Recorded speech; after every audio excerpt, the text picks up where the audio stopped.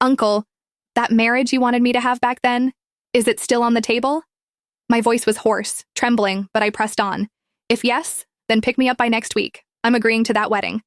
There was silence at first, then his voice, confused, even alarmed. Shania? What are you talking about? Isn't today your wedding party with Marco?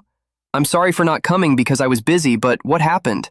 Why are you suddenly saying this? My chest rose and fell as I struggled to keep steady. Because for the second time, he postponed our wedding ceremony. For Camille. So I'm done. I heaved. He's never going to choose me again, so please, see me by next week, Uncle. I'll do everything you want me to do if you pick me up from this misery. Before he could respond, I ended the call. The weight of those words clung to me like lead, but there was also a strange kind of release, like finally cutting free from chains I had worn for too long.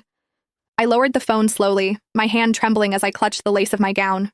Around me, the garden lights still twinkled, strung across branches like stars. The roses and lilies we had chosen together lined the aisle, their fragrance heavy in the night air. Tables were filled with food that no one touched, champagne glasses half empty. And yet, there was no groom. My wedding had become nothing but a spectacle of pity. One by one, the guests approached me with hushed voices, their eyes heavy with sympathy. I'm so sorry, Shania. You don't deserve this. He'll come around. Don't worry. Each word was like salt in an open wound. I stood there in my gown, the gown I had dreamed of since I was a girl, its white silk trailing across the grass, now stained by tears I tried to hide.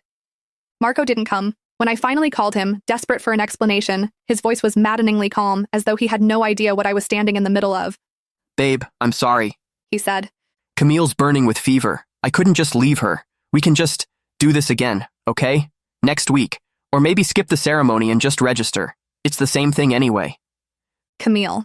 The name was enough to make my chest ache with bitterness. I closed my eyes, my hands tightening around the phone until my knuckles turned white.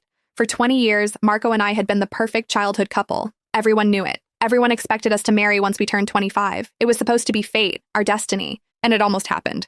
A year ago, the wedding was already planned. I had my gown, my vows, my entire life laid out in front of me. But then Marco went on that cursed cruise. The accident left him broken, missing for months. When he finally came back, he wasn't alone.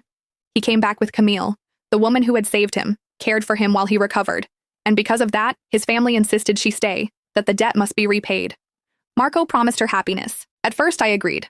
I felt indebted too. Without Camille, Marco might not even be alive. I told myself it was fine, that she would stay with us for a while, then leave once things settled. But things never settled, because Marco's goals shifted. It was no longer about us, about our future. It was about her, Camille.